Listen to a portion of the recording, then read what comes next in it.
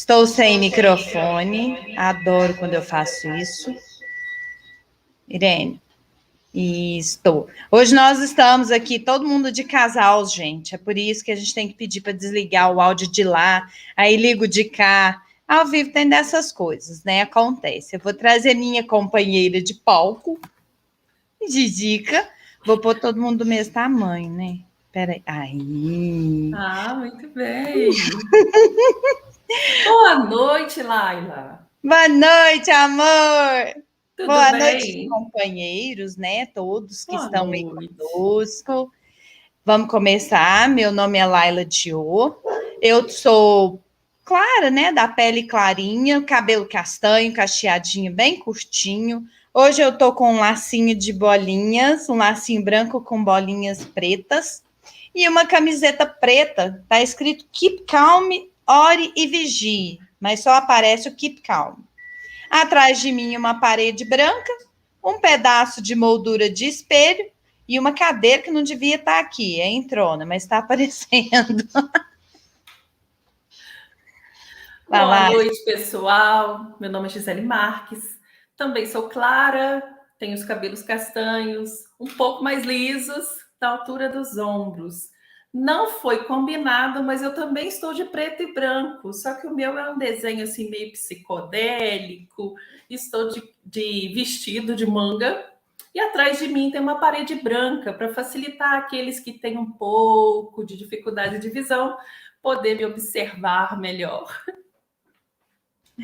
Para a gente iniciar, eu gostaria de agradecer aos nossos companheiros que ajudam na transmissão, né? Retransmitem a nossa live no Facebook, a AME Monte Carmelo, AME Patos de Minas, AME Patrocínio e a página Coromandel Espírita. No YouTube, a página Coromandel Espírita, a Seridó Espírita, Portal da Luz e Web Rádio Fraternidade. Sejam todos muito bem-vindos.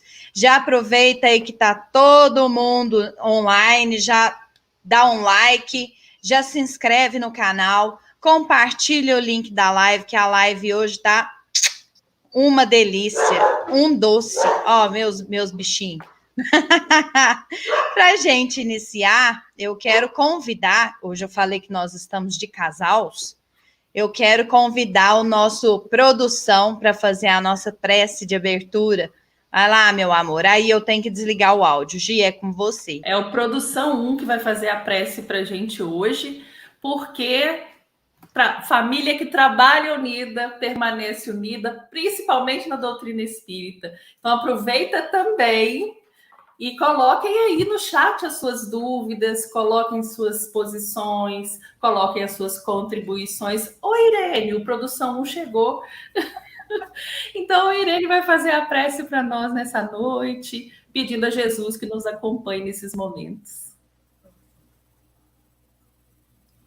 Então, vamos nesse momento levar nosso coração a Jesus,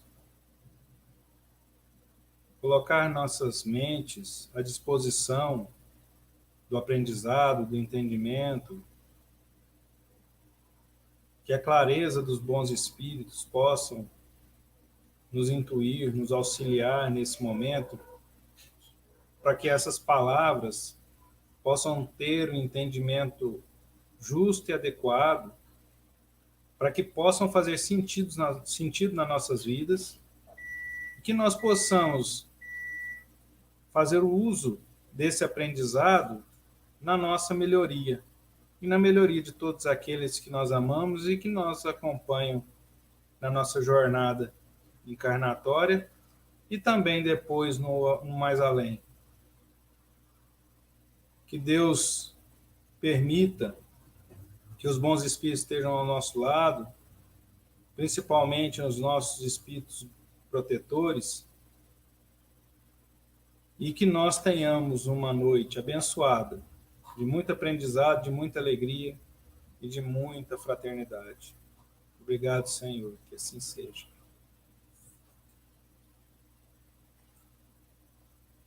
Não consigo falar obrigada, fala obrigada, Gi. Mas deu para ouvir. Muito obrigada, Irênio. Obrigada por ter nos colocado em sintonia com a espiritualidade. Pronto, agora eu te ouço. Obrigada, amor. Um beijo. Ok. Para a gente iniciar, né?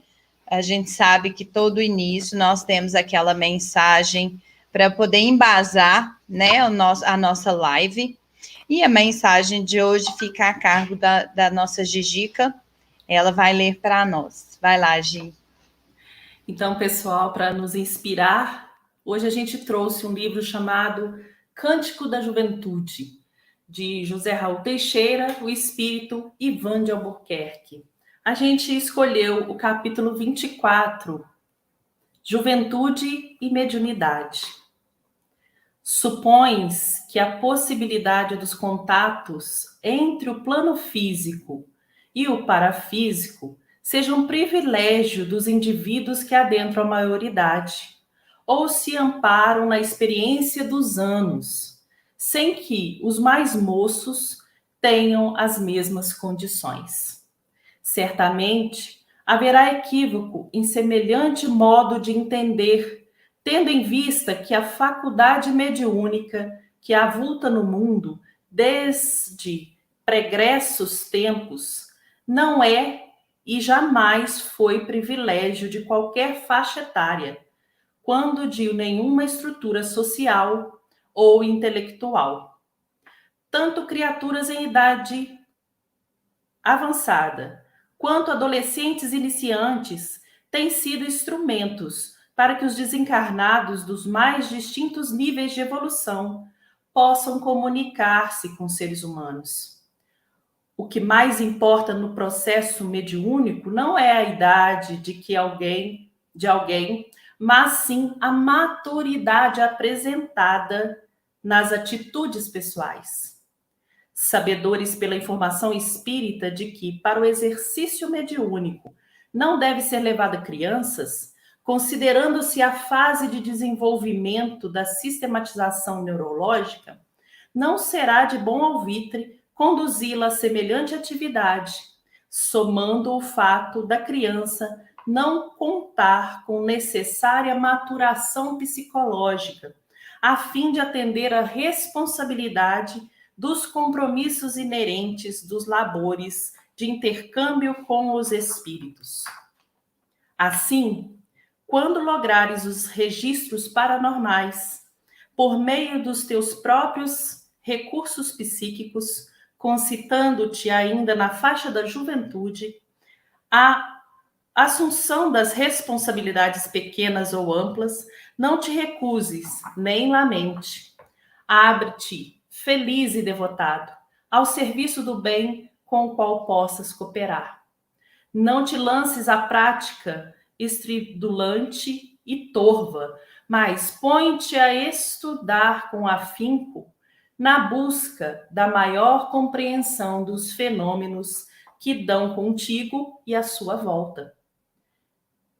Enquanto estudas a teoria que envolve o processo, não te esqueças de estudar a ti mesmo.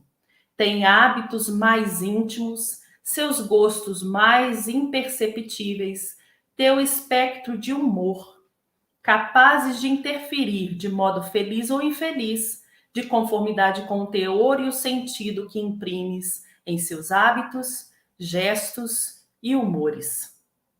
Quando chamado à prestação de serviço pelos caminhos da mediunidade, inicia a marcha pela vigilância e exercitarás em todos os momentos da tua existência.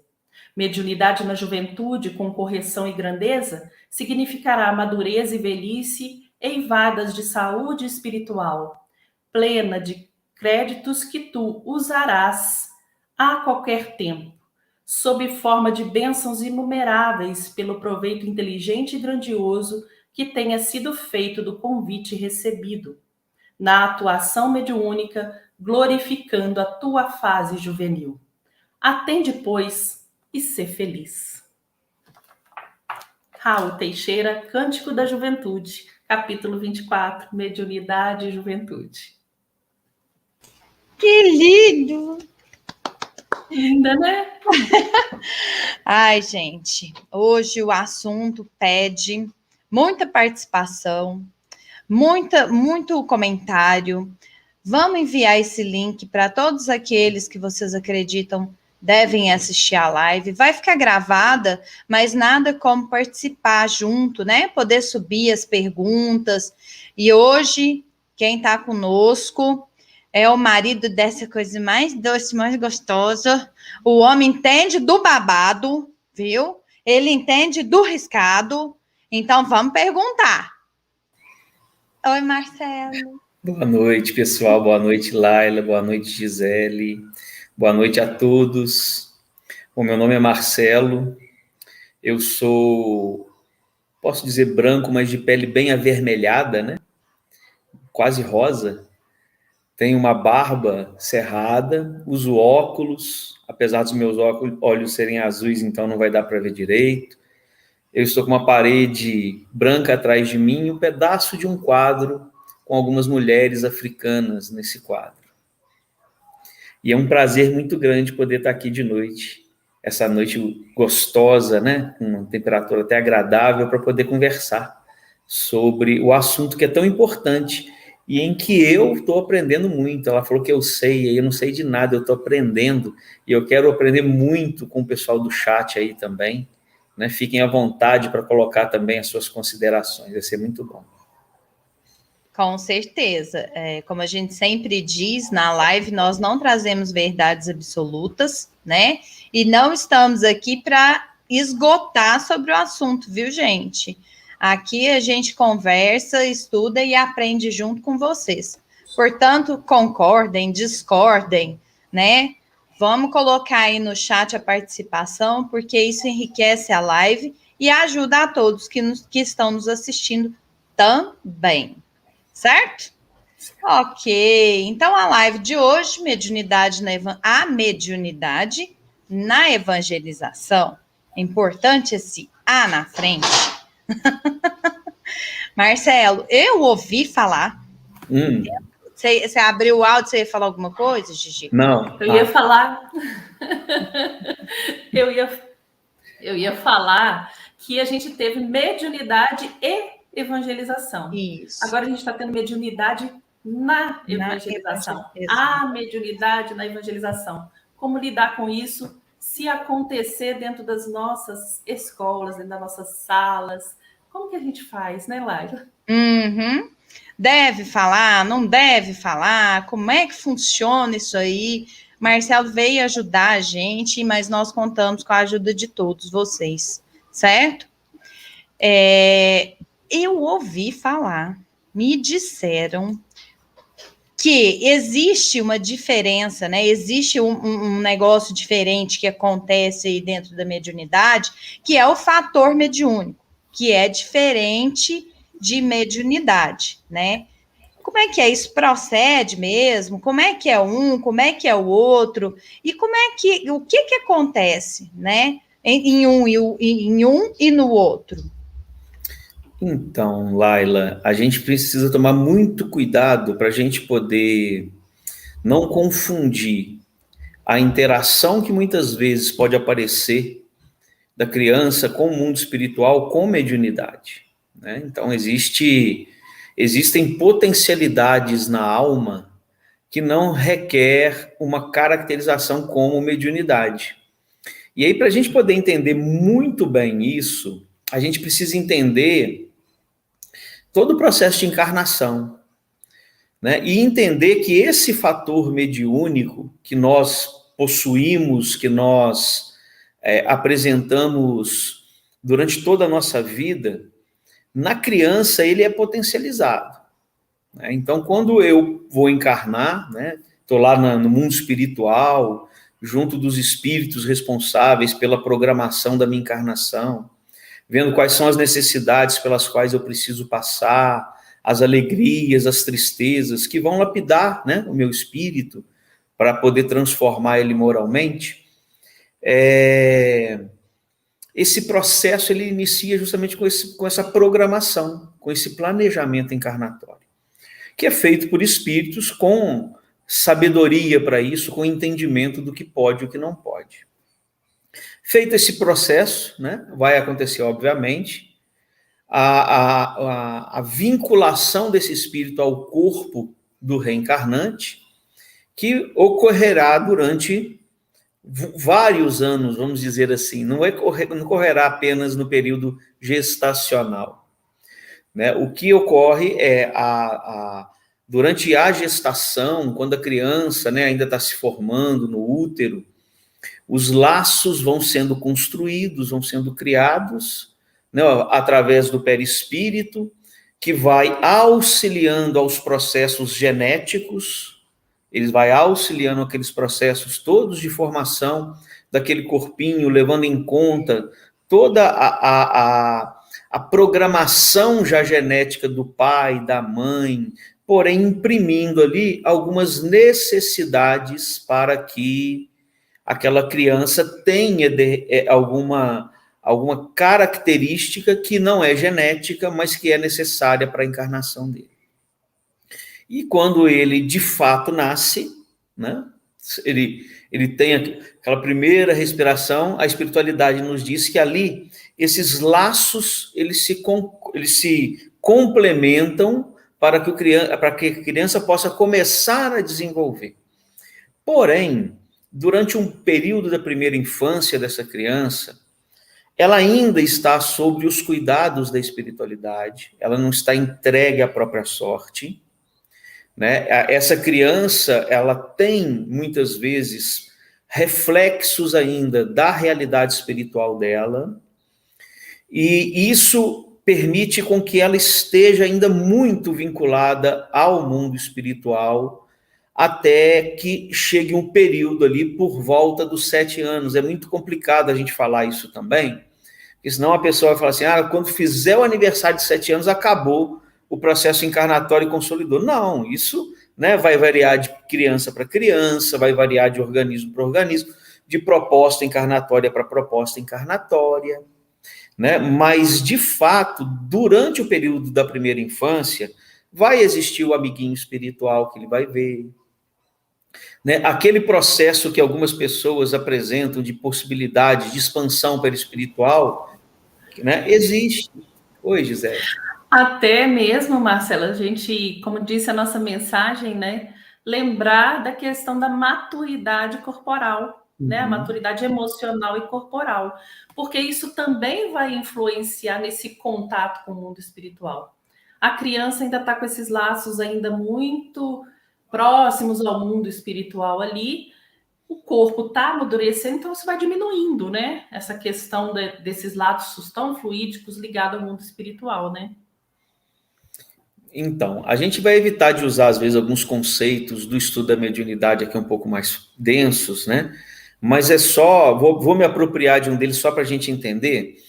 Muitas relações que acontecem de um espírito encarnado com a realidade espiritual, com o plano espiritual, é um fenômeno anímico, é um fenômeno do próprio espírito, daquele que a gente pode chamar de médium, mas não há uma mensagem sendo oferecida através desse organismo por um espírito desencarnado.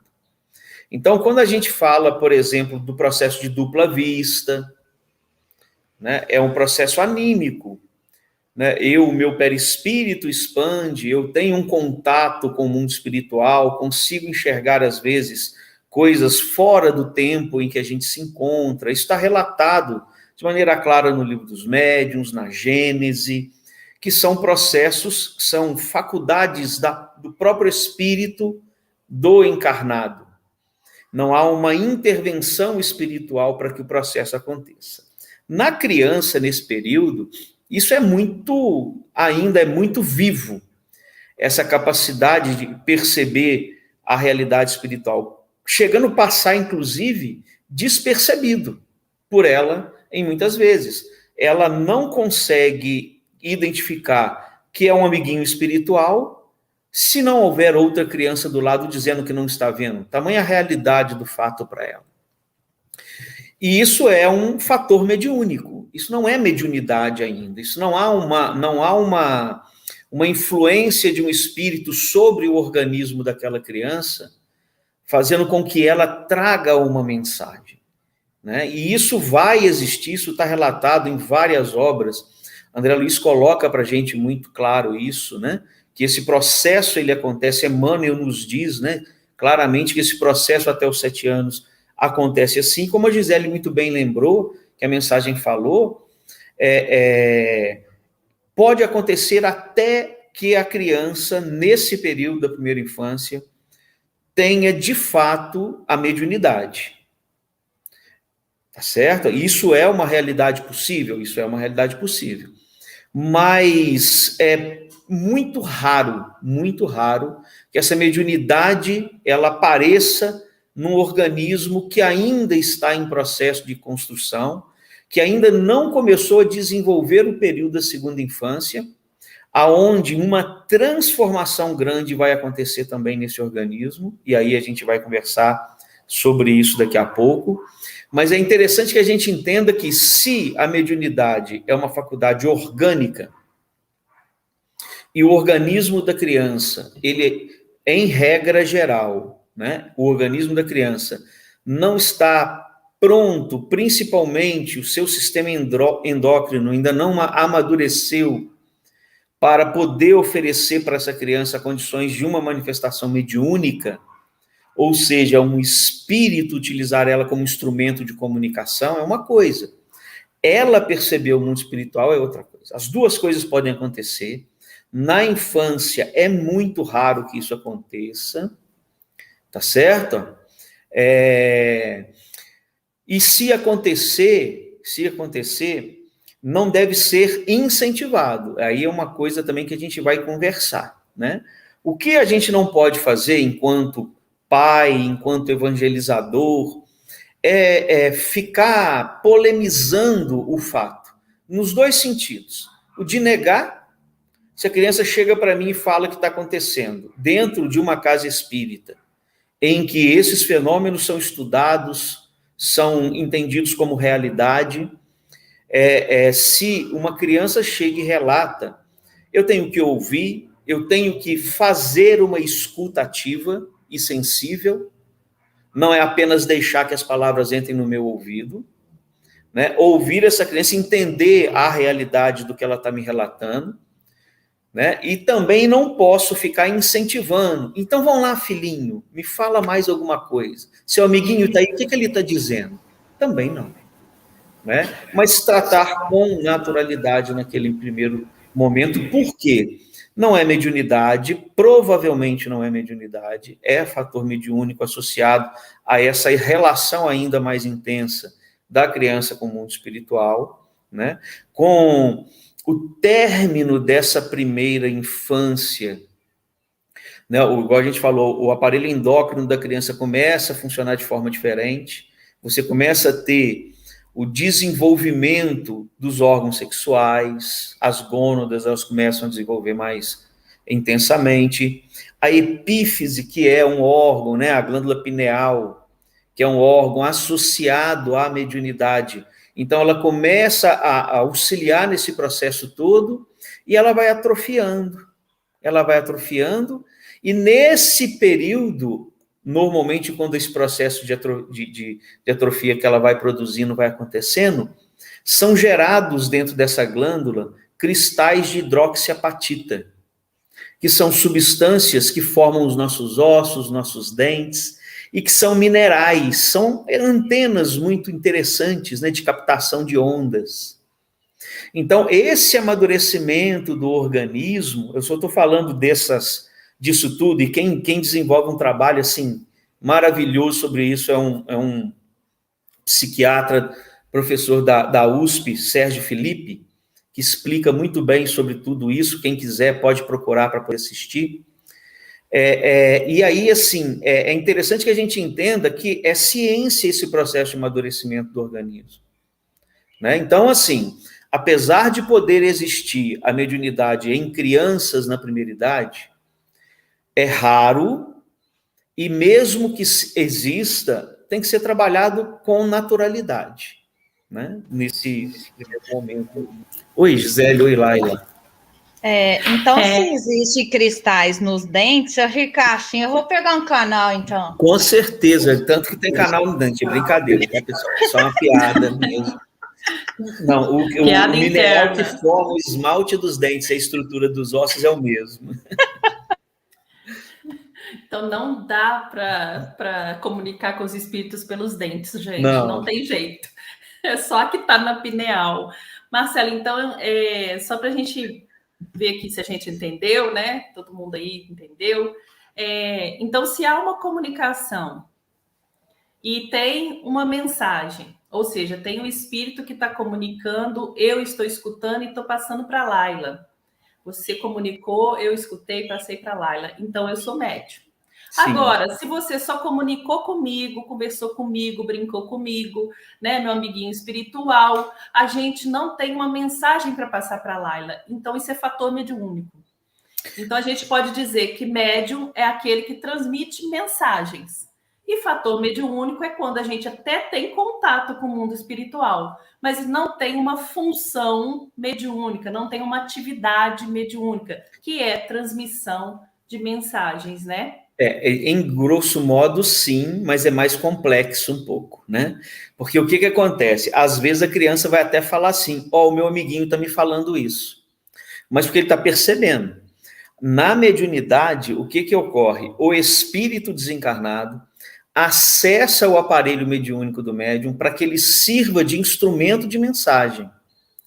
Né? Então, na psicofonia, na psicografia, quando há esse transe mediúnico produzido, né, a expressão, que é quando o perispírito desse espírito, né, vai fluidicamente assimilar com o do médium. Primeiro vai haver uma conexão vibracional, depois o perispírito, depois é fluídica, e aí ele vai usar esse sistema nervoso do médium para produzir uma comunicação. Aí a gente está falando de mediunidade, aonde eu estou sendo usado como um instrumento de comunicação. Porque muitas vezes eu posso relatar o que eu estou vendo através das minhas faculdades anímicas. E a criança faz isso.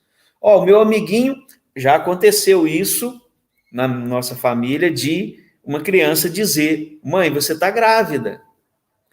E o meu irmãozinho falou que vai se chamar fulano de tal. Ou seja, essa criança, ela percebeu a aproximação desse espírito reencarnante, que precisa se afinizar com a família, que precisa entender o lar em que ele vai encarnar, e ele estava ali em volta, e uma outra criança ainda no período da primeira idade consegue assim perceber e relata coisas que essa criança, que esse espírito está relatando, está falando, né, com minúcias de detalhe, qual vai ser o sexo nessa encarnação dele, tudo detalhado. É mediunidade? Também não é mediunidade. O organismo dela não está sendo explorado para isso. E a mediunidade é uma faculdade orgânica. Tem que haver, vamos usar assim, essa exploração do organismo. Por isso é tão raro em crianças na primeira infância, porque o organismo dela não tem maturidade para isso. Pode acontecer, mas não é comum. O que é mais comum é a gente ter essa percepção da criança do mundo espiritual, né? E com, às vezes, informações muito precisas, inclusive, que acabam acontecendo. Então, por isso que a gente tem que tomar cuidado, né, com a maturação do corpo, com o amadurecimento desses órgãos, porque se vão acionar esse organismo, ele está indo em formação, há uma descarga muito grande de energia num corpo que não está preparado para essa situação, né? Esse cuidado a gente consegue achar ele muito bem relatado no Livro dos Médiuns, no item 221, nas perguntas 6 e 7.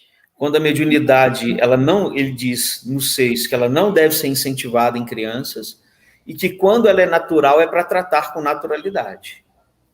Tá certo? Então, assim, não importa se é fator mediúnico, se é mediunidade. Trate com naturalidade, mas não incentive nesse período da primeira infância. Né? 2 recadinhos. Eu não sei se a gente falou no início, mas Marcelo é evangelizador, viu, gente? Uhum. Então, pode fazer as perguntas direcionadas à evangelização. Nós estamos todos aqui falando a mesma língua. Evangelizador de infância e juventude. Olha que Que beleza! lindo! Acabei de receber uma mensagem mediunicamente que vocês não estão curtindo e não estão compartilhando a live, gente. Por favor. Tem uma pergunta que eu vi aqui no chat aqui, da Rose, que eu acho que a gente vai responder ela um pouquinho mais à frente, tá, Rose? Fica tranquila.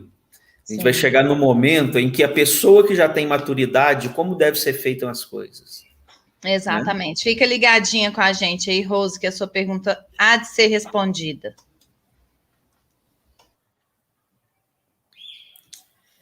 Muito bem. Bom, eu posso dar uma estendida mais uma coisinha aqui? Claro, porque eu acho que aí vai entrar até um pouquinho no que a Rose está colocando aqui. Eu acho que nós temos até ali para meia-noite, o pessoal vai ficar. Então tá bom. Não, porque o que a gente tem que pensar? Então, tudo bem. E aí? A criança agora tem 9, 10, 11, 12 anos, já está entrando na segunda infância. Esse amadurecimento do organismo dela está ocorrendo, ela está entrando na puberdade, né? E esse processo, então, vai acontecer. Ela vai estar neurologicamente, endocrinamente preparada para ser médium. Se vocês perceberem, na maior parte dos casos, nesse período de 9 a 12 anos, aquelas crianças que relatavam ter um amiguinho invisível, ver alguém, conversar até com um parente que já desencarnou, eles relatam isso, né? Eu já desencarnei com um parente que já desencarnou, estou vendo meu avô, não sei o quê, e depois de algum tempo a gente percebe que isso para de acontecer. Por quê?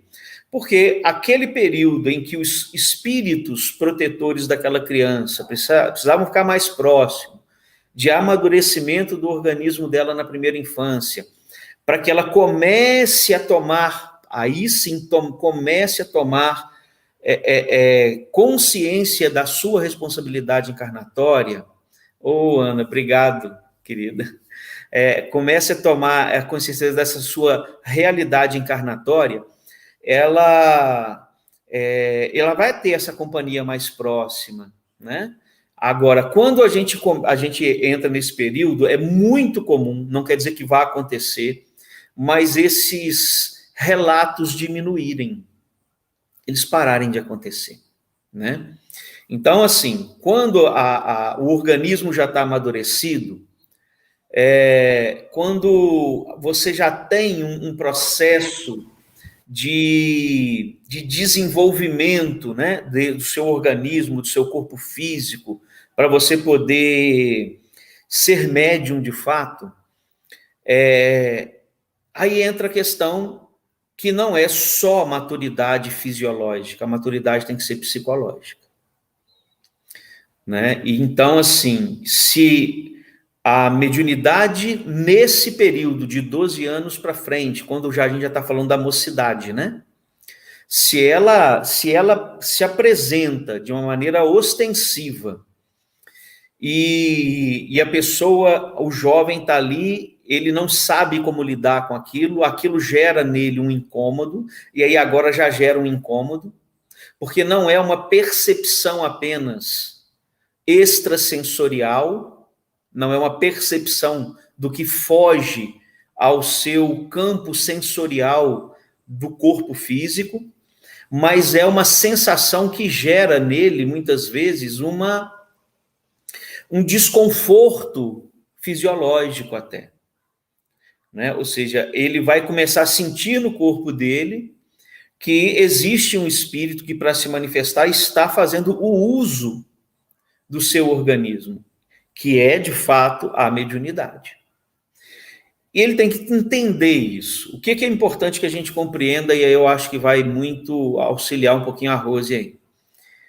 Esse jovem, ele vai para a reunião mediúnica? Não, nem criança e nem jovem que não esteja preparado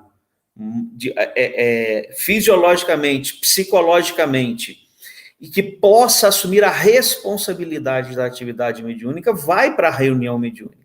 Nós não vamos colocar ele sentado numa mesa, numa sala mediúnica, para educar a mediunidade. Ele vai participar, se ele quiser, ele vai participar, se ele quiser, de estudos da mediunidade. Ah, mas na minha casa o estudo da mediunidade é fechado. Ninguém pode entrar lá se não tiver atingido 25 anos, se não tiver sido amigo do Marcelo, se não... É muito fechado, muito fechado. Então, o que você vai, de repente, propor dentro do estudo da mocidade? Ciclos de estudo sobre mediunidade. Porque a partir do momento que a gente consegue ter acesso à informação, as coisas vão ficando mais fácil de se resolver, né? Eu não vou falar muito mais coisa aqui não, porque eu acho que vão ter perguntas mais interessantes. E a gente continua, tá, Rose? Fica tranquila que vão vir mais orientações nesse sentido também. Marcelo, recebi aqui, mediunicamente, via WhatsApp, uma questão. Que também é um veículo aí de comunicação, né? Foi por WhatsApp. Mas médium do WhatsApp, olha. Médium de WhatsApp. Mas a gente tem aqueles exemplos, aí a gente lembra de Ivone, de Chico, né? De Valdo, todo mundo que era criança médium. Mas o corpo dele também não estava em formação? Não estava nessa mesma situação que a gente comentou aí, do desenvolvimento, da maturidade psicológica também, que o livro dos médiuns nos alerta tanto. E aí, esse comunicante do WhatsApp perguntou isso. Mas e esses? Como que é? Né? Como que se dá isso? Então, se a criança é médium, a gente tem que lembrar que ela tem um espírito protetor, um anjo guardião, e que a mediunidade para a criança, quando a criança é médium, casos raríssimos, ela tem um propósito. Não vai acontecer sem propósito. Então, quando a criança, ela de fato, ela desempenha a mediunidade, é tomado todo um cuidado para que essa criança, através dos seus protetores espirituais, estejam vinculadas e próximas daquilo que vai manter vivo nela a realidade do mundo espiritual, porque para a criança tem um propósito.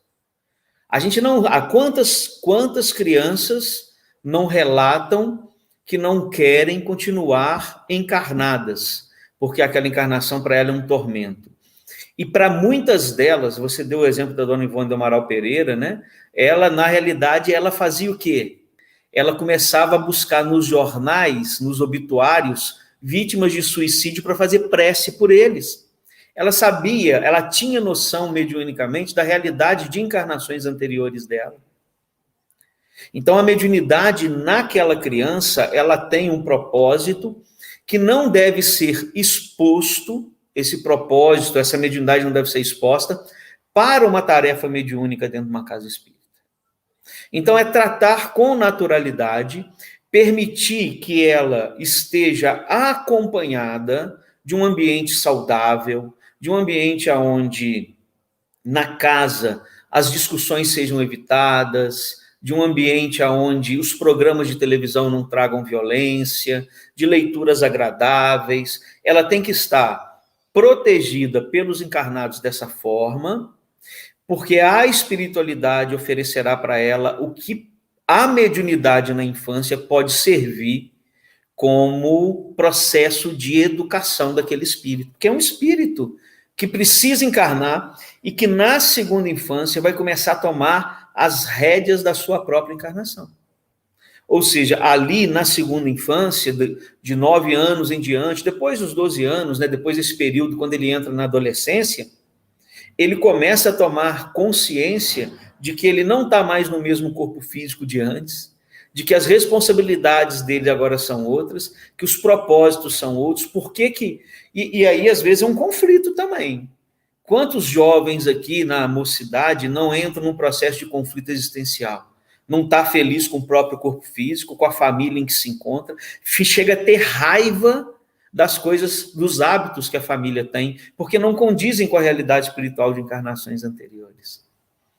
Então, muitas vezes, para espíritos que teriam uma dificuldade muito maior em lidar com algumas questões na encarnação, a mediunidade é oferecida na infância, e às vezes só na infância, tá? Esses aí são missionários que continuaram ali para que ela consiga, através dessa proximidade maior do protetor espiritual e do uso do organismo dela para algum tipo de manifestação mediúnica, acompanhado sempre por esses espíritos protetores, ela consiga trabalhar algo que o espírito precisa, porque ele não suportaria na encarnação. E aí uma encarnação que seria, como nesses casos que foram colocados, uma encarnação missionária podia se perder. Então, há um propósito, não há determinismo aqui. Criança não é médium? Criança nunca é médium? Não, não existe isso. Né? Não é comum pela natureza do fenômeno, que é um fenômeno orgânico, né? Tá certo? Então, precisa de haver essa maturidade. Nos casos em que a espiritualidade julga essa necessidade, não só dela ter essa questão do fator mediúnico aflorado, ela ter algo mais que precisa ser trabalhado, eles vão oferecer, mas com um amparo, com um acompanhamento, e eu não posso querer colocar ela dentro de um trabalho mediúnico onde isso não tem mais o controle, né? Porque o volume e a variedade de espíritos em estados de sofrimento que essa criança não conseguiria suportar fisiologicamente, psiquicamente, é muito grande dentro de um trabalho mediúnico. Então é por isso que a gente tem que pensar dessa forma. Muito bom. Marcelo, tem a pergunta do Sinésio aqui. Será que nós já respondemos? Pode. Não existem coisas que a criança tenha no seu subconsciente? Sim. Não poderia ser um animismo? Se é do próprio espírito, é animismo.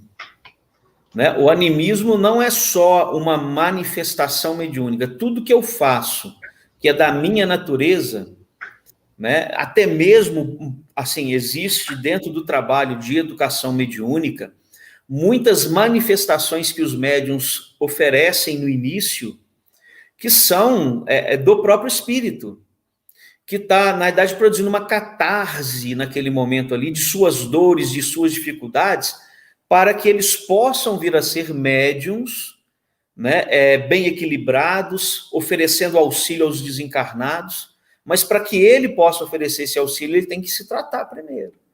Então não é errado também, porque muitas vezes a gente pode ficar pensando que a manifestação anímica é algo ruim. Não. A gente só não vai fazer essa confusão. E aí, Sinésio, se vem do próprio espírito mesmo, e vai estar, obviamente, registrado no seu subconsciente as manifestações anímicas. Né? É anímico, perfeito. É essa classificação que se dá mesmo dentro da mediunidade. Legal. Tem também a pergunta da Luzinete. Marcelo, então jovens e adultos que psicologicamente não estejam bem, não poderão participar da mesa mediúnica? Não, psicológica eu acho que é muito difícil ter pessoas que estejam encarnadas nesse mundo bem, né? Vamos mudar só a palavra um pouquinho, Luzinete, para a gente poder ser preciso. Psiquiatricamente bem, não. Porque aí vai mexer com o sistema nervoso do indivíduo. Por nada, Sinésio, e esse sistema nervoso do indivíduo muitas vezes está sobre a carga de medicamentos, de inibidores ou de estimuladores que podem produzir para ele algum tipo de distúrbio. Não que a mediunidade vai fazer mal, mas é um desconforto que pode ser evitado caso ele esteja sobre o efeito dessas drogas ou sobre um distúrbio mesmo psiquiátrico, a nível psiquiátrico, do sistema nervoso. Quando é psicológico, é do espírito, é a mente, é o espírito. É o espírito mesmo que tem problemas que precisam ser tratados. Se eu não estou psicologicamente bem, eu vou ser proibido de participar de uma reunião mediúnica? Não é uma condição de proibição, tá certo? Para você participar de uma reunião mediúnica. Agora, o grupo mediúnico, nesse caso, ele vai ter que ter a maturidade de dizer, olha, não está no momento, você precisa estudar mais, se conhecer um pouco mais dentro desse trato mediúnico, porque aí você vai conseguir aproveitar daquela experiência. Senão, você não vai conseguir aproveitar, porque nem a espiritualidade vai conseguir acessar. Ótimo. Temos também a pergunta da Adelke. Mesmo os pais, sendo espíritas, tendo um filho, criança ou jovem médium, ela não pode exercer a mediunidade com a ajuda deles? Não. Esse pai, ele não tem o conhecimento, mesmo sendo espírita, do que, aí voltando no termo que o Sinésio utilizou muito bem, do que essa criança traz de experiências, de dores, o que ela precisa de fato trabalhar, né? E a gente não tem a garantia de que o ambiente doméstico seja o mais adequado para que isso ocorra, de que o ambiente da própria casa espírita não vai estar resguardado, porque é o ambiente de tratamento de espíritos em sofrimentos, né? Tá certo? Então, é importante que fique claro que, mesmo nesses casos, melhor para a criança e para o jovem, a melhor forma de equilíbrio é a evangelização. Agora, o jovem que já tem condições de estudar, de conseguir entender com mais clareza cientificamente o fenômeno da mediunidade, se ele faz isso, se ele busca aprender, ele consegue desenvolver de uma maneira mais eficiente o controle do fenômeno, para que aquilo não seja um distúrbio para ele. E aproveitando a pergunta da Adelke, né, o que eu aconselho a Adelke é que, se a criança ainda não tem condições de interpretar a forma de texto que aparece dentro de uma obra mediúnica, de estudo da mediunidade, é o pai e a mãe aí que tem que fazer. Ele que tem que estudar. Entendeu? Por quê? Para ele saber como lidar com a situação. Oi, Gisele. Isso que eu ia te perguntar, Marcelo. Ainda continuo aqui ligada com o meu canal mediúnico. E, novamente, veio uma questão. Tá, chegou na nossa evangelização, né? Chegou na nossa evangelização essa criança, junto com essa família, que já sabe que não tem como atuar mediunicamente. Só que traz aquela assim, vontade, aquela esperança, né? Porque a gente tem que lembrar que as famílias às vezes trazem o desejo de ter um médium, né? A gente sabe que chegam nas nossas evangelizações crianças com a família dizendo, eu acho que ela vai escrever cartas consoladoras, eu acho que ela vai fazer psicografia, eu acho que ela vê. Então, a família traz essa vontade, esperança, esse desejo, essa impressão, seja qual sentimento ela trouxer. Então, chega na nossa sala essa criança com essa família, trazendo ou o fator mediúnico ou a mediunidade, a gente sabe que pode acontecer os dois, você já explicou para a gente, trazendo isso. O que o evangelizador pode fazer? Já que o evangelizador, algumas vezes, e aí, gente, fica aqui um hashtag vamos estudar, né? Procura a mediunidade, vai estudar mediunidade, vocês vão ver como que é bom entender a mediunidade para poder auxiliar o outro também. Se conhecer, auxiliar o outro. A gente tem aqui vários evangelizadores que estudam mediunidade e podem falar sobre isso, né? Só que tem alguns que ainda não conhecem a mediunidade. O que esse evangelizador, conhecendo ou não a mediunidade, faz quando chega essa família? Como que conversa? Onde busca auxílio na nossa casa espírita? Então, Gisele, muito boa essa pergunta, mas muito boa mesmo. Toda vez que você se vê numa dificuldade de encaminhar alguma situação mais complexa, você tem que entender que a casa espírita é uma coisa só. os vários departamentos delas precisam estar muito integrados. Se eu sou um evangelizador que consigo fazer essa leitura, essa percepção de que a ansiedade é mais da família do que o problema de insegurança que a criança está trazendo, e eu tenho condições de fazer essa leitura, eu posso, conversando com os pais, encaminhá-los para que eles possam participar de alguns grupos de estudo, de algumas orientações dentro da casa. Algumas casas vão ter, obviamente, um serviço de diálogo fraterno, que é um diálogo fraterno, tem que ficar muito claro, né? Não é apenas para quem está em situação de dificuldade extrema, precisando de um tratamento espiritual, alguma coisa assim. O diálogo fraterno é para orientar nesses vários aspectos também. Então, o evangelizador não se sente à vontade, encaminha para o diálogo fraterno, conversa com o responsável do diálogo fraterno, ou o diretor da evangelização faz isso, encaminha, explicando a situação para que o dialogador possa orientá-lo, possa explicar as várias formas de estudo, para que esse pai, essa mãe, esse avô, essa avó, esse tio, esse responsável pela criança, possa entender o que é a mediunidade, possa entender qual é a responsabilidade de uma tarefa mediúnica, e que ele possa entender o próprio fenômeno. Porque, de repente, todo aquele glamour que ele enxerga, né, no pobre do Chico, que passava noites trabalhando, exausto, entregando o corpo dele a uma atividade desse tipo, né? O glamour que se enxerga de poder fazer esse tipo de trabalho não é para qualquer um, e segundo, vai depender de uma entrega da própria família. Então, assim, às vezes as pessoas elas não entendem e elas não são obrigadas a entender, mas aí se elas procuram essa ajuda, é chegar perto dela e falar com ela, olha, procura o diálogo fraterno, não, lá eles vão te orientar os estudos que você pode fazer para entender um pouco melhor isso, né? E a criança dentro da evangelização, pessoal, ela já vai tratar dos assuntos que são importantes para ela, para que ela possa se equilibrar.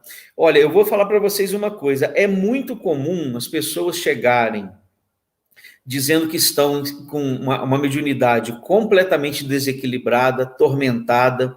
Você fala com ela assim, então vamos começar a estudar? Na nossa casa, por exemplo, a pessoa não vai para o estudo da mediunidade se ela não tiver pelo menos 1 ano de um estudo básico. Mas você vai começar no estudo básico, e ela começa a conviver no ambiente espiritual da casa espírita, estudando, e ali ela já está recebendo muitas vezes aquilo que ela precisava para poder se reequilibrar, para poder estabelecer, não, o uso dessa mediunidade de uma maneira não atormentada. Então, às vezes a gente pensa que o último lugar que o médium desequilibrado precisa estar é dentro de uma sala mediúnica. Último lugar, né? Então, o que é importante que a gente compreenda é, a família chegou com esse tipo de problema, a criança já está resolvido o problema dela, ela está na evangelização. Mas aí, o que o evangelizador pode fazer para deixar claro, sem se envolver no estudo da mediunidade, nas orientações que o diálogo vai oferecer? Aquilo que eu disse. Resguarde o seu ambiente doméstico. Faça com que essa criança possa estar num ambiente de harmonia, sem brigas, com acesso a informações de forma agradável, né? Sem ficar ouvindo, né, às vezes, programas sensacionalistas falando de morte, de assalto. Né? O que você oferece para o seu filho de ambiente vibracional dentro da sua casa? Porque eu vou pegar aqui, eu até separei, só um parágrafo do Evangelho segundo o Espiritismo. Lá no capítulo da coletânea de preces, o capítulo 28, o penúltimo parágrafo do item 11. Ele diz assim, ó: Deus nos deu um guia principal e superior em nosso anjo guardião, e guias secundários nos espíritos protetores e familiares. É um erro acreditar que, forçosamente, temos um mau espírito colocado perto de nós para contrabalançar as boas influências.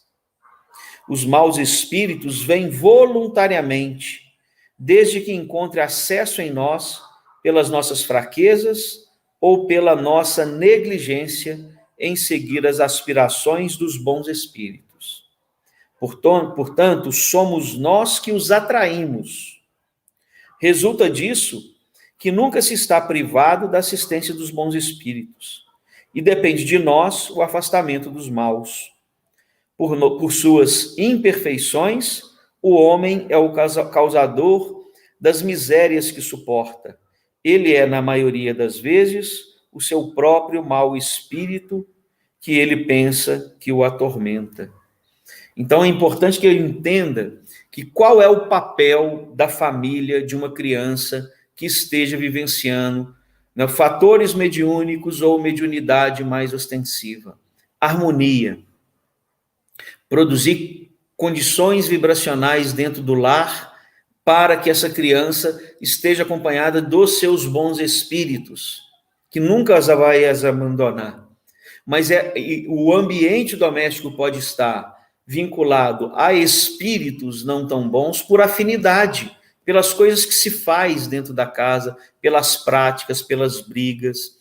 Então, o que pode ser orientado no primeiro momento para a família, por isso que se orienta, faça o evangelho no lar.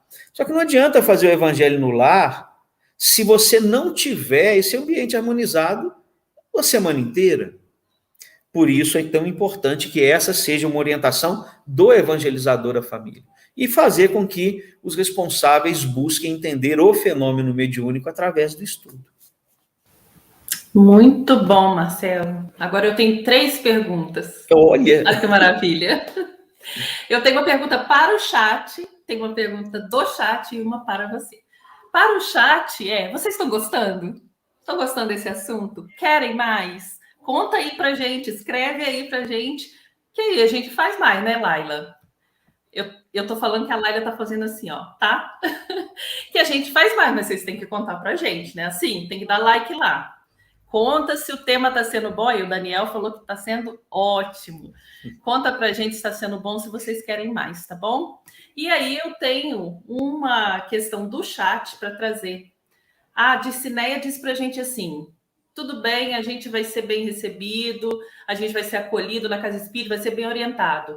E quando temos na família uma criança que apresenta esses sinais, mas os pais não são espíritas, como podemos orientá-lo? Porque aquele que chegou, a gente já aprendeu, mas e o que não vai à casa espírita?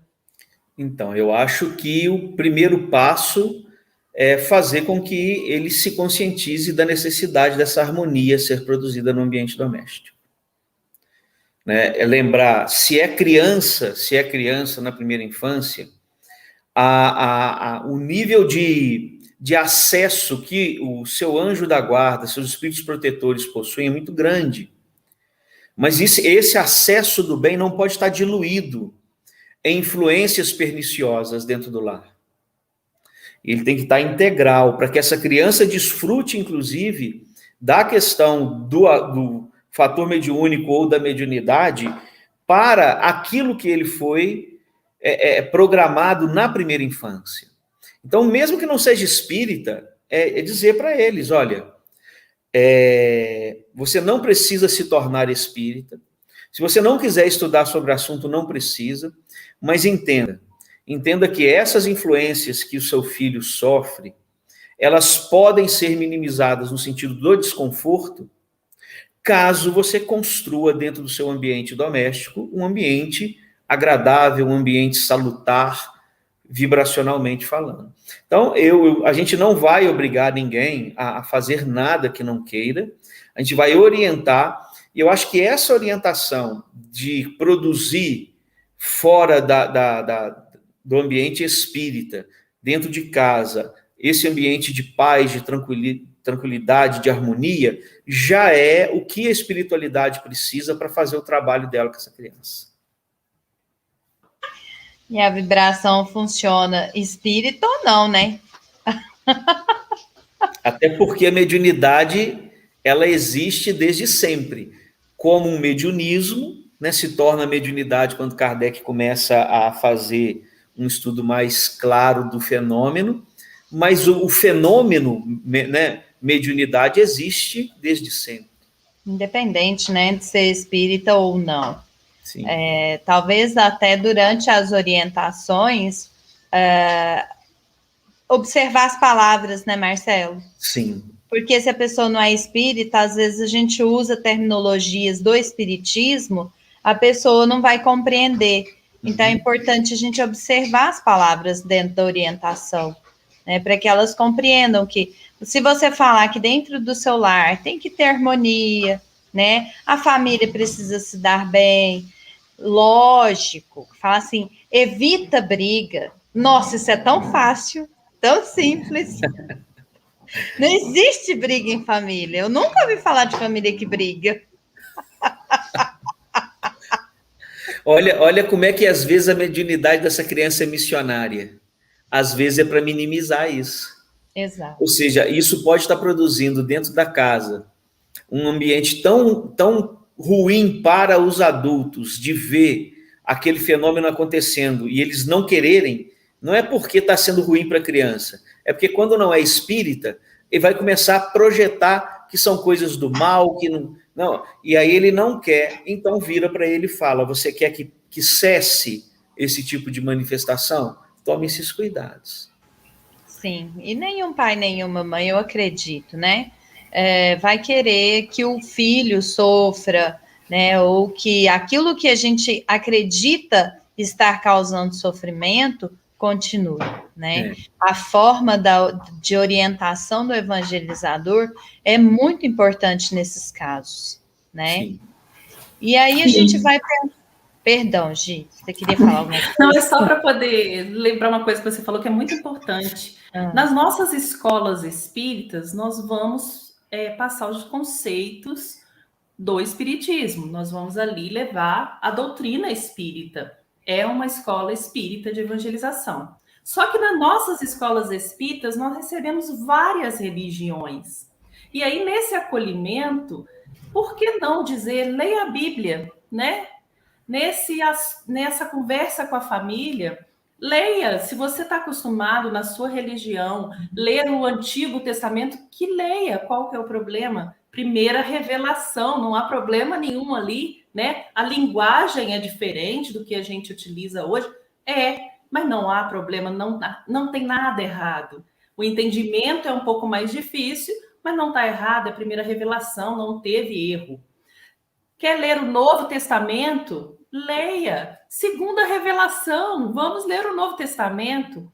Se você já tem algum conhecimento espírita, se sente confortável de ler o Evangelho segundo o Espiritismo, leia. Então, nessa orientação, às vezes a gente encontra evangelizadores um pouco rígidos, né? Ou orientações nas casas um pouco rígidas. Não, tem que ler o Livro dos Espíritos e o Evangelho segundo o Espiritismo.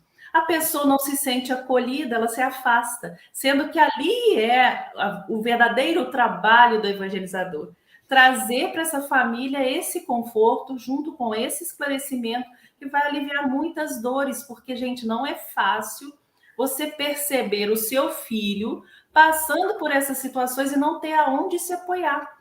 E aí a gente vai mostrar para eles que o evangelizador e a família estão querendo a mesma coisa, o bem-estar e a felicidade dessa criança.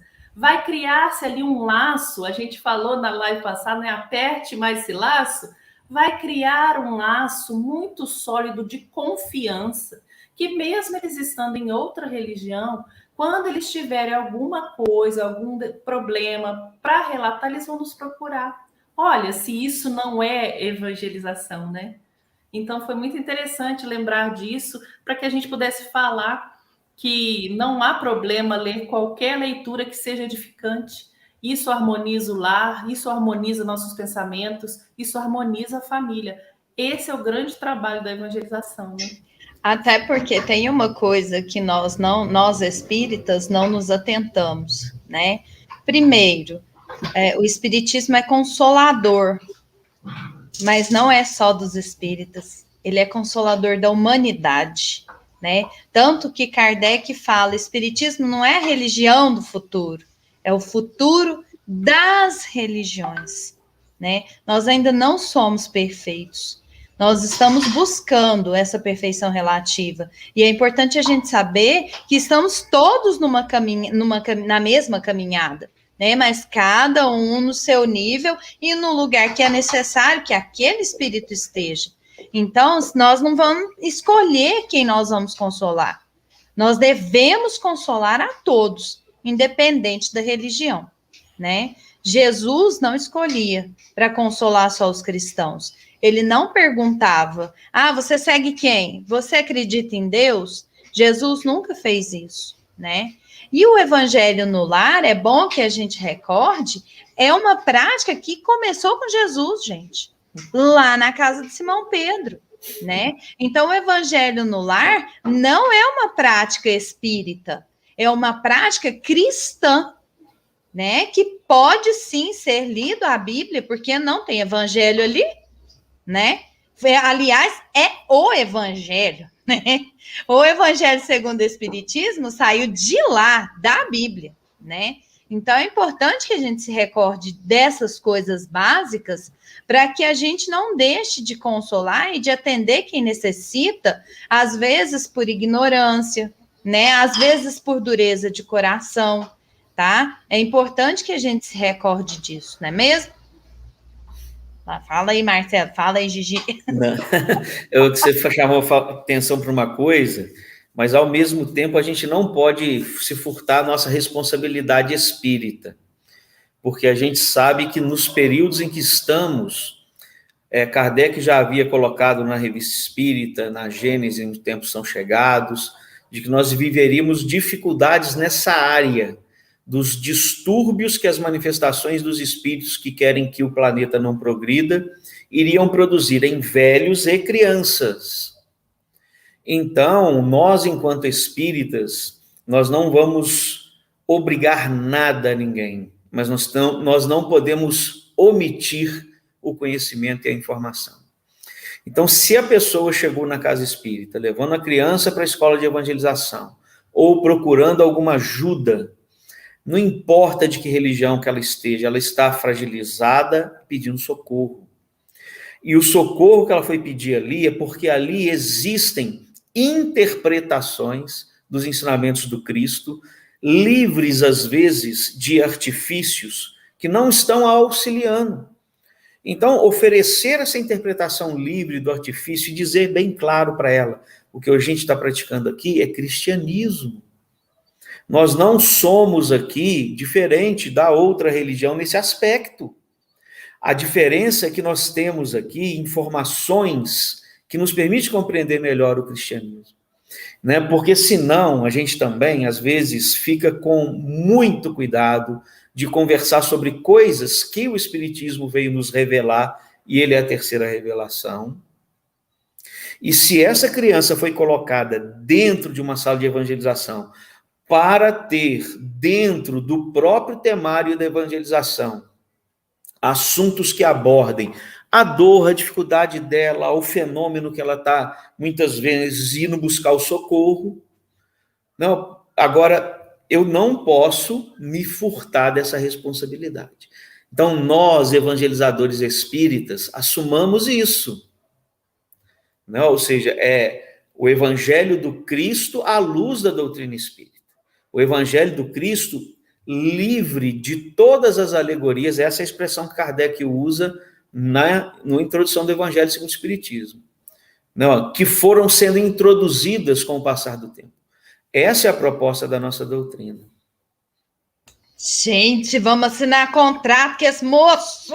Jesus, Maria José! A Aninha fez uma perguntinha aqui também para nós, ó. Como lidar com a manifestação mediúnica da criança durante a aula de evangelização, quando ela se comporta agressivamente com os coleguinhas? Muito boa pergunta, Aninha. Como você lidaria com um adulto?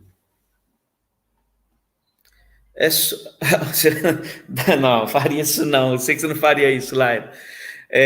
Você não levaria ele para um ambiente reservado, para que ele pudesse receber aquele primeiro atendimento do passe, da conversa sincera? Porque se ele está, de fato, mediunizado, você não tem que conversar só com a criança, tem que conversar com o espírito. Você vai fazer isso expondo ele dentro da sala? Não, né? Falta de caridade. Então, o que eu aconselho chegou a existir uma situação a esse ponto, com todo cuidado, retire a criança daquele ambiente, leve ela para um ambiente mais calmo, peça a algum colega da evangelização em que você esteja numa sala reservada com essa criança, que ele busque alguém do departamento de assuntos da mediunidade, que seja mais sensível à questão das crianças, porque tem, gente. Não tem aquela pessoa que já vai, de repente, fazer a fluidoterapia, aplicar o passe na criança, que está próximo a ela, que entende melhor a própria reação da criança, para poder entender a reação, né? Agora, a primeira ação que eu vejo é sempre para qualquer um, para o adulto, para o jovem, para a criança, para o idoso. Ele não conseguiu controlar, seja uma manifestação anímica ou mediúnica. Porque às vezes não tem ali nenhum fator mediúnico, não, é ele mesmo, não tem nenhuma mediunidade. É ele que se sentiu num ambiente com informações que estão incomodando e deixou aflorar a sua dor. Leve ele para o ambiente adequado, com pessoas da casa que tenham a experiência nesse sentido, eles vão conseguir auxiliar, inclusive o evangelizador. Agora, se isso aconteceu pela primeira vez, o que a gente orienta é isso, né? Primeiro, retire a criança daquele ambiente, leve para um ambiente isolado, busque o auxílio de alguém que seja mais experiente na área, e essa pessoa vai saber como conduzir, como faz com as outras pessoas, com o adulto também, né?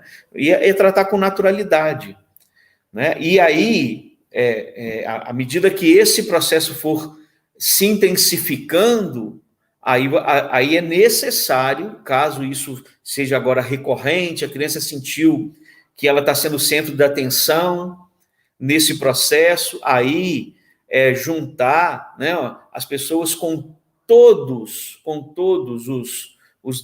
as experiências possíveis, desde uma pessoa que entenda da psicologia infantil, um pedagogo que entenda desse aspecto, de que ali pode ser chamar a atenção, e não tem nada de mediúnico, até uma pessoa que tem experiência na área da mediunidade, para poder ajudar a fazer esse julgamento, mas é um processo, não acontece a resolução do problema na primeira manifestação, mas tem que se conduzir com leveza, até para a criança querer voltar para a sala, porque se ela for exposta, e ela virar brincadeira dos coleguinhas, aí ela não vai querer mais voltar.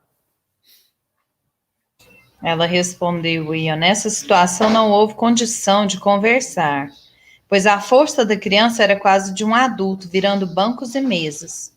O choque é muito grande para as demais crianças. Compreendo, Aninha. E assim, pode falar, Gisele.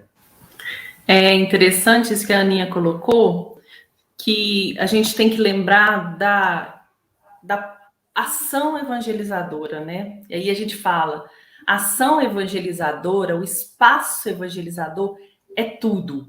Por isso que a gente orienta a trabalhar com mais de um dentro da sala. Porque enquanto um está realizando a aula, passando temas, atividades, o outro está em observação àqueles evangelizandos. Porque a gente tem que lembrar, a gente olha uma criança e esquece que é um espírito, né? Seja a criança, seja o jovem, seja o adulto, se aquele evangelizador, porque às vezes a gente tem uma prática que é muito nociva à nossa evangelização. Hoje o tema está por responsabilidade da Laila, então hoje eu estou dentro da sala, né?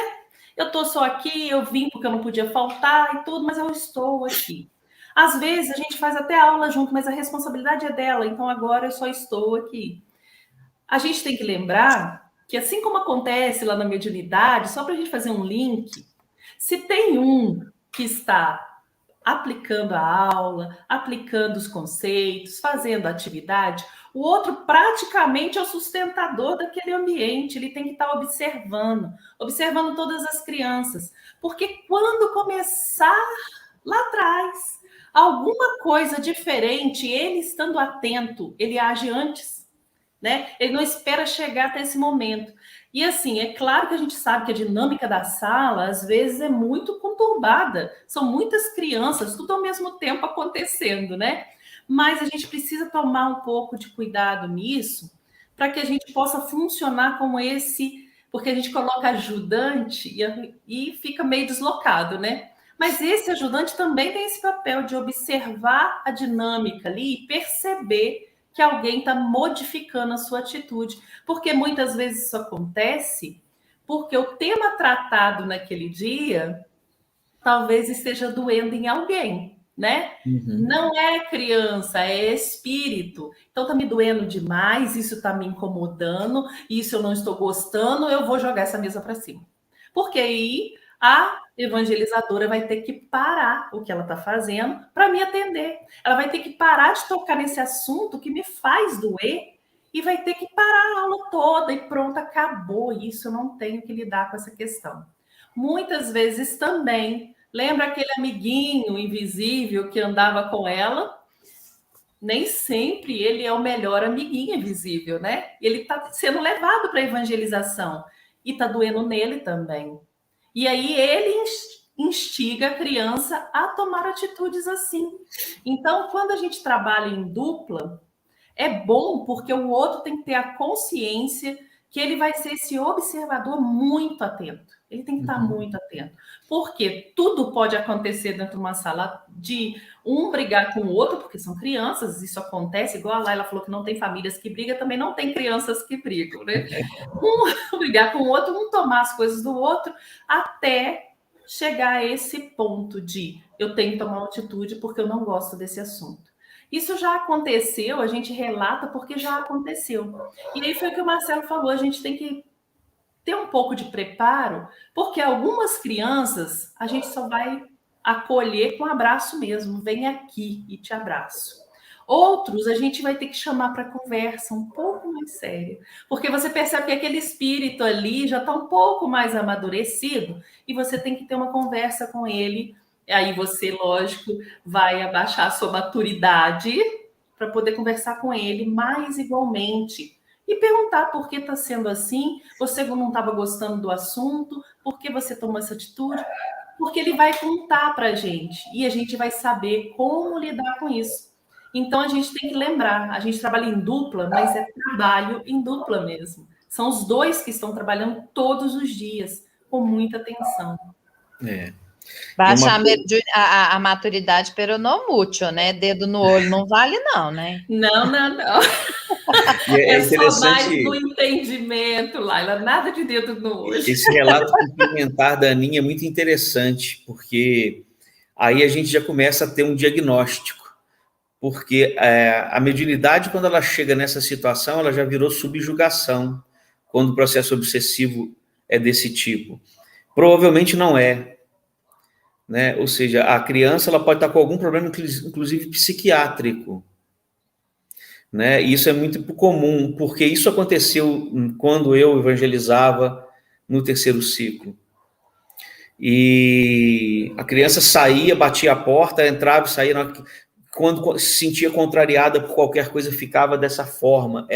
Não tinha nada a ver com mediunidade, né? Ou seja, a mediunidade ela não vai oferecer para a pessoa esse controle das suas ações motoras se ela já não tiver esse impulso dentro dela, né? Ou seja, o espírito ali pode, de repente, e aí é o que eu falei, eu acho muito pouco provável, se for uma criança na primeira infância, ter esse tipo de comportamento e ser mediúnico. É muito mais provável que seja, nesse nível, um problema psiquiátrico a ser tratado, e aí a família tem que ser informada, porque na escola acontece isso também, Aninha. Eu dou aula em escola, às vezes eu tenho que entrar dentro da sala de aula para poder segurar aluno, porque a professora é muito pequena. Entendeu? Em escola também acontece. Então é interessante que a gente avalie, porque a gente não pode oferecer todas as ações que a criança tem que fujam um comportamento equilibrado e normal, influenciação espiritual. Isso é muito importante a gente conversar mesmo. Deixar um beijo para Elisa. Oi, Elisa. Elisa esteve com a gente na live passada, saudade. O assunto é difícil, né? É difícil, é um prédio grande, mas é complicado. Mas tem que ser falado, tem que ser estudado principalmente, né? Porque evangelizador, lógico, gente, ninguém vai estar 100% preparado para tudo, né? A gente não precisa iludir que vai chegar esse momento, não, né? Mas é melhor que nós estejamos o mais bem embasado que a gente consiga, né? Porque para lidar numa situação desse tipo, é importante que a gente saiba o que a gente vai fazer, né? Eu, por exemplo, ia arrancar os cabelos da cabeça. Mentira, brincadeira. Brincadeiras à parte, Marcelo, eu queria ver o seguinte com você. É um assunto complicado, é um assunto que exige, né, muito do evangelizador. E existe algum tema dentro que a gente possa trabalhar dentro da evangelização que facilite, né, esse entendimento da mediunidade? Claro que o evangelizador ele é o primeiro a estudar e a conhecer, né? Então, obviamente, de todas as formas, nós somos beneficiados dentro da evangelização, não só vibratoriamente, como nessa questão do conhecimento e do estudo também, né? E aí? Mexo com o tema, não mexo com o tema, larga isso para lá? Com certeza, e a gente já faz isso, Laila. A gente já faz e a gente tem que se sentir à vontade para fazer, porque não está errado, é aquilo que eu falei. Nós temos aí um ensinamento que veio através da doutrina espírita para poder oferecer a esses espíritos reencarnantes do momento em que a gente se encontra conhecimento para poder aprender a lidar com as dores que possuem. Sim, eu vou pegar só alguns temas para a gente poder perceber que mediunidade já é um assunto recorrente junto às crianças. Se nós pegarmos os temários, os vários temários, inclusive o da União Espírita Mineira, né? Gisele, acho que tem ele ali, ó. Nós vamos encontrar temas como as 3 revelações. Eu não vou falar de mediunidade, eu vou falar de Moisés, de Jesus e da doutrina espírita. As curas que Jesus fazia. Ou eu vou continuar mantendo no milagre, a ideia do milagre, sem valorizar a evolução espiritual de Jesus, que conhecia a manipulação de fluidos como ninguém. Né? O livro dos médiuns está no temário. Estude perispírito. O próprio médium, o que é ser médium. Passe, fluidificação das águas, sonos e sonhos. Isso, pessoal, são itens do roteiro, do temário da União Espírita Mineira. E que se você pegar, né, determinadas AMEs que têm os seus próprios temários, eles estão lá dentro também. Então, nós já tratamos de mediunidade com criança. É óbvio, na linguagem, do mesmo jeito que eu tenho que ter um cuidado muito grande, com o jeito que eu vou falar com alguém que não esteja ainda acostumado com os termos espíritas, as aulas são construídas para a maturidade das crianças de cada ciclo. E vocês já fazem isso, pessoal. Todos vocês fazem de uma maneira brilhante. Se você me pegasse aqui, simplesmente não tendo acesso a isso tudo, e sendo só um estudioso da mediunidade, eu ia falar para vocês assim, com certeza, eu tenho dificuldade de falar com criança desse tema. Mas a gente sabe da habilidade que vocês têm, a gente sabe do carinho com que vocês fazem isso, né? Então, assim, porque eu sou evangelizador, eu tenho esse cuidado, eu tenho esse carinho. Ou seja, eu tenho o carinho de não oferecer para a criança, às vezes, uma informação que não vai trazer os aspectos do consolo, da informação, do conhecimento, e simplesmente vai ser um tormento para ele. Esses temas todos, eles podem ser tratados em vários níveis, em todos os ciclos. Você pode tratar esses temas com bebê, se você quiser. Então, assim, e salve os evangelizadores, que conseguem pegar e fazer qualquer tema. Se você quiser fazer dentro da evangelização hoje o problema do Afeganistão, você vai fazer de forma espírita, porque o evangelizador consegue. Por que ele não vai tratar de temas espíritas com a criança? Para quê? Para a criança já crescer com a ideia de que aquilo é mistério, sendo que Kardec fez questão de destruir essa ideia, de que tudo tem explicação, de que é preciso que a gente saiba de tudo, se a gente quer evoluir, se a gente quer entender de maneira mais clara a nossa responsabilidade dentro de todo esse processo, né? Então, esses temas aqui são todos da mediunidade, são todos tratados por evangelizadores e brilhantemente tratados, né? Pelo menos de todas as evangelizações que eu já tive a oportunidade de conhecer, de conversar, de compartilhar, o que eu faço quando eu vou conversar sobre esses temas com colegas da evangelização de outras casas é aprender, inclusive como usar e como fazer. Então, nós não precisamos nos sentir despreparados para falar de mediunidade com criança, com jovem, com adolescente, com quem chegou na doutrina espírita já na terceira idade, porque tem. Com qualquer um a gente pode falar. A forma é que vai definir o tamanho do acesso que você vai ter àquela pessoa que você está querendo ensinar ou informar, porque o conhecimento é ele que vai construir dentro dele, né? Muito bom, muito bom. Pessoal pedindo a parte 2 da live. Você está contratado, Marcelo. Vamos discutir o salário. Muito bom, gostei. Você gostou, Gi? Bom, eu amei. Olha, tô de olho nesse moço aí bonito, tá? Eu vou dizer para vocês,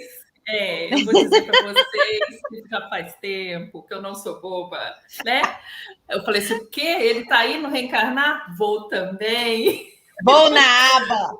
Claro, porque aí a gente aproveita desses conhecimentos, né, gente? Mas muito bom, porque a gente abordou de forma clara, né? Como é esse trabalho da evangelização? E o que o Marcelo falou ali é muito importante. Se é um trabalhador só da mediunidade, realmente ele fica imaginando como que a gente vai conseguir colocar na materialidade, porque o evangelizador faz isso, né? O evangelizador pega um conceito totalmente abstrato, numa linguagem totalmente espacial, e coloca numa matéria. Ou seja, como que eu vou fazer perispírito assim, gente? Como que eu vou levar isso? Se eu for só trabalhador da mediunidade, eu não vou conseguir entender esse processo. Isso é algo que o evangelizador já veio preparado, né? Igual o médium não já vem com os cristais. Eu acho que o evangelizador deve ter alguma coisa assim que eles ainda não descobriram. Por quê? A gente pega perispírito, sim, e coloca de uma forma que eles vão entender.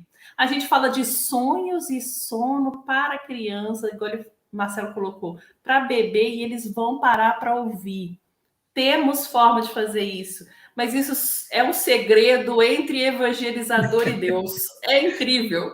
Então, assim, a gente entende a dificuldade que as pessoas que não estão na evangelização olham para esses conceitos, mas a gente sabe que tem como fazer, e basta que o evangelizador estude muito, porque quando a gente vai e estuda, entende tudo isso aí que o Marcelo trouxe para a gente começa, além de ter uma bagagem maior para olhar as atividades e desenvolver, né? Então, eu vou pegar essa garrafa e vou colocar um EVA cobrindo, que vai ser o corpo físico, de dentro é a garrafa, é perispírito.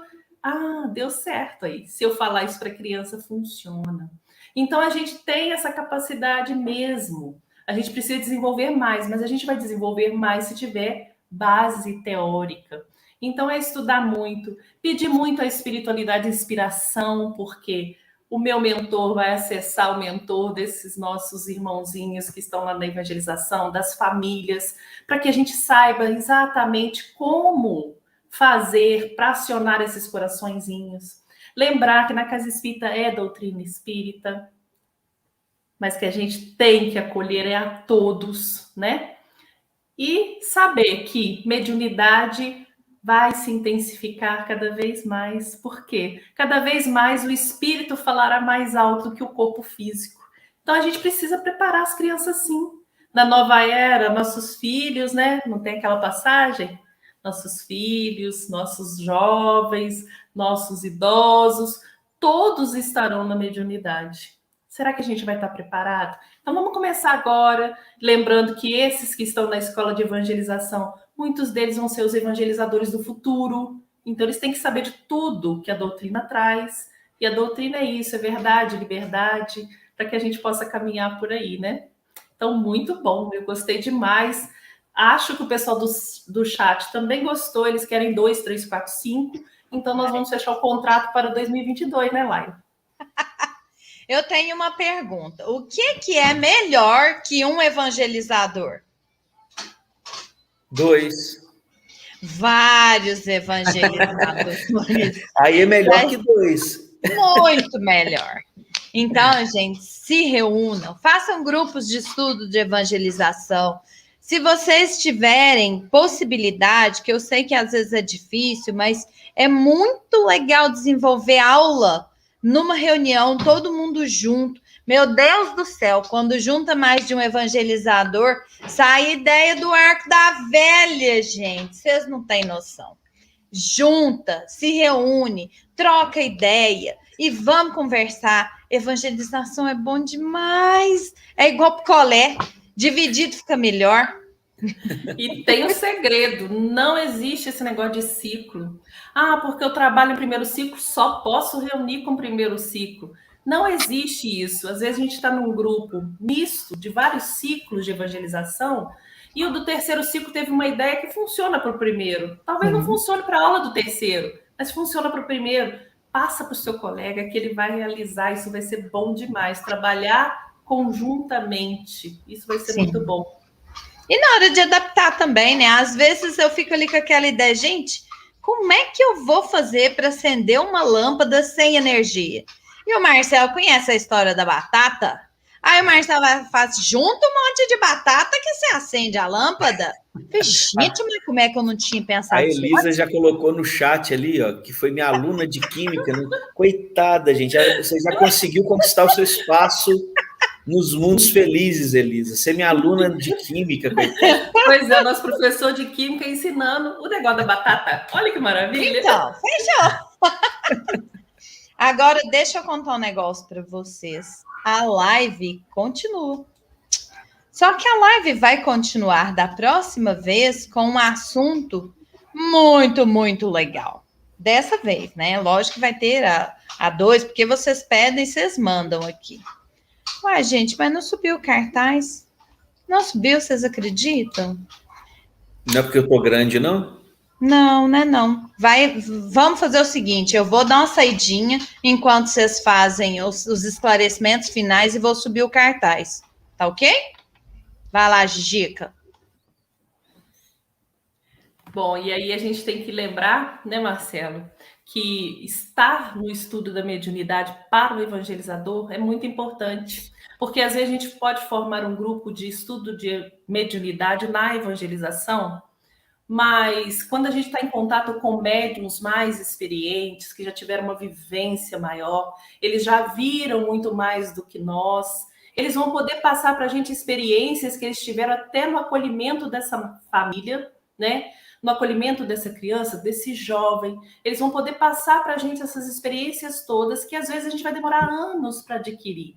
A experiência do médium é muito importante, do trabalhador da mediunidade, né? Porque ele facilita muito o nosso entendimento.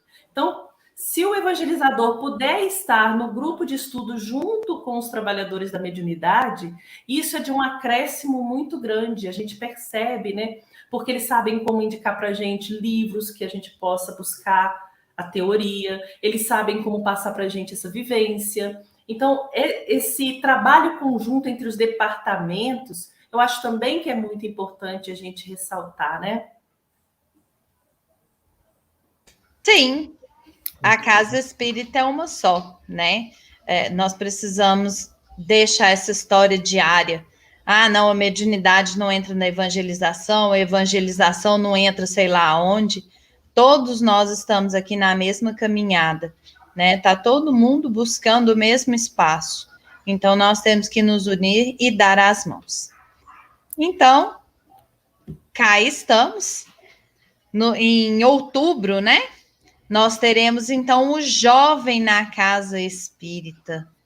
Olha que maravilha. O que nós vamos tratar nessa live, Gi, Marcelo? De novidade. De novidade? De novidade. O jovem está na Casa Espírita. E depois? Já é uma novidade. E depois? Quando ele sai da mocidade, o que ele faz? Ele pode fazer alguma coisa estando na mocidade, em paralelo? Como que vai ser esse trabalho? Como que vai ser ele entrar no movimento espírita, no trabalho espírita? Ele é obrigado a ser um trabalhador espírita? Se ele tem que sair da mocidade por causa da idade, porque a gente também sabe que é um ciclo, por causa da idade, ele vai para outro grupo de estudo ou não? Ele tem que ficar só na palestra, porque aí ele vai começar tudo de novo. Como será que é isso? E é isso, tudo mediúnico, sim ou não, né? Nós vamos lidar com tudo isso na próxima. Acho que uma pergunta importante também a Gisele falou, o jovem está na casa espírita. E a pergunta, o jovem não quer estar na casa espírita? E o jovem que nunca esteve na casa espírita? Que chegou agora? E aí? Tem muita pergunta para o Marcelo. Vai anotando aí, gente. Mês que vem, vamos fazer perguntas para ele. Pode trazer o caderninho de perguntas. Ai, Jesus. A Adel que está falando para nós, ó, quanta alegria nessa conversa sobre mediunidade. A nossa intenção na live, é até bom que a gente traga isso, né?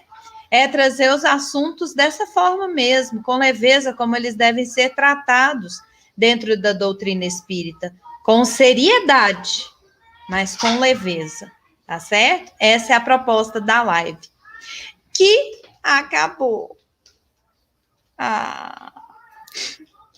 Então, vamos despedir, Marcelo? Então, pessoal, eu só tenho a agradecer a oportunidade, o carinho, né? O quanto mais eu convivo com o pessoal da evangelização, com os colegas aí que vivenciam essa evangelização, eu me sinto mais próximo do conhecimento que eu preciso ter. É impressionante. A gente estuda em vários departamentos, em várias áreas, mas a evangelização é muito especial. Então, vir falar de qualquer coisa que for para evangelizador é sempre uma alegria muito grande, né? E eu fico muito feliz de estar aqui refletindo as perguntas, os casos que foram sendo colocados no chat. Quanto aprendizado, né? Quanta capacidade a gente refletir baseado naquilo que a doutrina nos traz, formas de sermos mais úteis para o próximo, de auxiliar, e isso é muito importante, isso me deixa muito feliz. Então, muito obrigado, meninas, pela oportunidade de eu estar aqui junto de vocês. Nós que agradecemos. Marcelo, quer deixar seu contato, se houver alguma dúvida, alguém quiser entrar em contato com você, rede social, alguma coisa? Olha, eu sou meio da antiga, né? Então, assim, o que eu posso deixar... Sinal de fumaça. Meu e-mail, entendeu? Eu tenho até redes sociais, mas se você me perguntar agora, eu não sei, a Gisele deve saber. Ou então entre em contato com a Laila, que ela passa para nós. Pode ser também, né? Porque o meu e-mail eu sei, né? Que é Bonotto Marcelo, né? Só inverter o meu nome que está aí, @gmail.com. Ótimo, fechou. Ou qualquer coisa, grita por socorro a Gi, grita por socorro a mim, vocês já conhecem todas as redes sociais, acha a gente lá que nós vamos transferir a pergunta, transferir o contato. Ok? Marcelo, muito obrigada. É sempre uma delícia estar com você, estar com os nossos colegas. Eu adorei a live. Aprendi demais da conta, coisa que eu não sabia, que eu não fazia ideia, sério mesmo, que eu não fazia ideia dessa história de fator mediúnico, eu já te falei isso, né? E não tenho vergonha de falar também que não sabia, tá? E isso que é o melhor. Porque cada vez que a gente busca, cada vez que a gente estuda, e a gente sempre fala isso, né? A cada live a gente aprende um pouquinho. A cada live a gente cresce um pouquinho. Então, não pensem vocês que a live é para nós, não. Aliás, perdão, que a live é para vocês. A live é muito mais para nós que para vocês, né? Porque a gente aprende primeiro, do mesmo jeito quando a gente faz aula. Então, beijo no coração. Mês que vem espero estar junto com todo mundo aqui novamente. Faço anotações das perguntas, nos enviem proposta de live, no chat, nas redes sociais e fica todo mundo com Deus. Beijo, pessoal. Fiquem todos com Deus. Uma noite de paz, de harmonia para todos vocês. Que a gente possa ter cada vez mais esse coração aberto para acolher nossos irmãos, para contribuir uns com os outros, porque o trabalho da evangelização só acontece porque a gente sabe que tem aí desse lado corações muito empenhados.